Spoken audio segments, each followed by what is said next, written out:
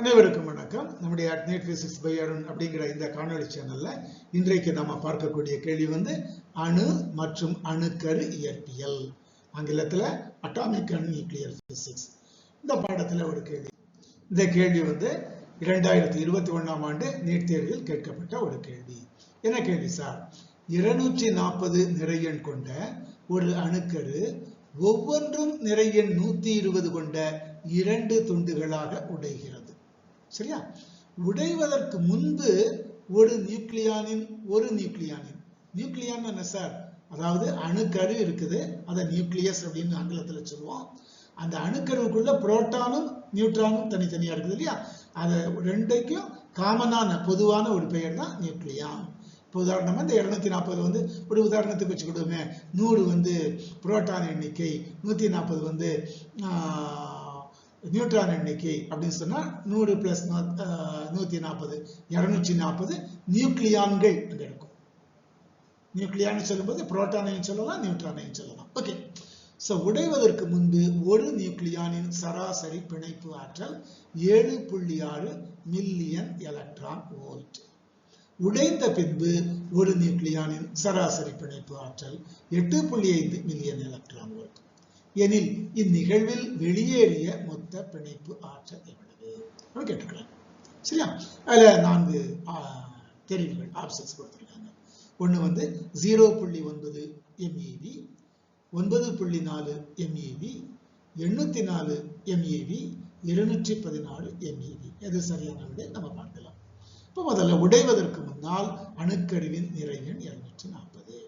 உடைவதற்கு முன்னால் ஒரு நியூக்ளியானின் சராசரி பிணைப்பு ஆற்றல் 7 மில்லியன் எலக்ட்ரான் வோல்ட். அப்போ உடைவதற்கு முன்னால் மொத்த பிணைப்பு ஆற்றல் எவ்வளவு?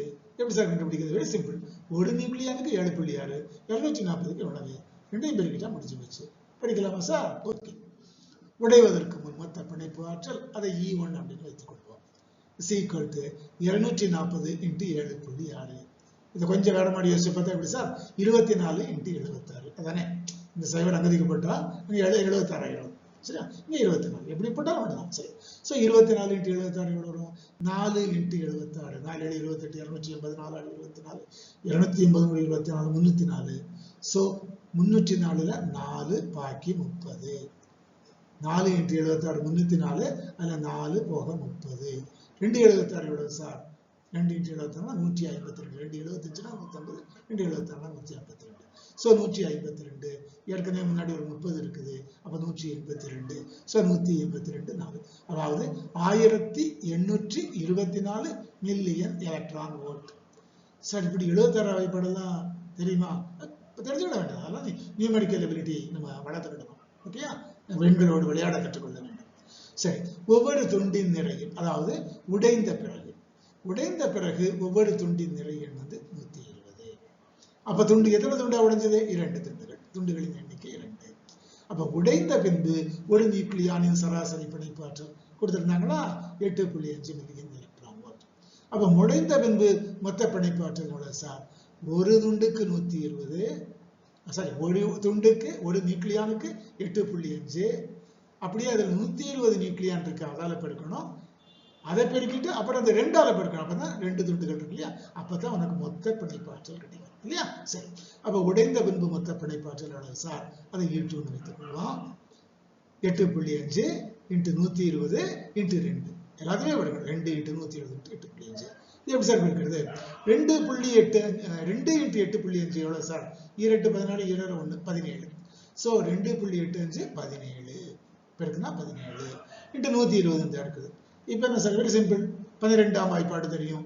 7 12 84, 84க்கு 4 மீதி 8, 1 12 12 8 20. சோ மொத்தத்துக்கு ஏற்கனவே சைவர் இருக்கு, 2040 மில்லியன் எலக்ட்ரான் வோல்ட். அப்ப வெளியேறிய மொத்த பிணைப்பு ஆற்றல் எவ்வளவு சார்?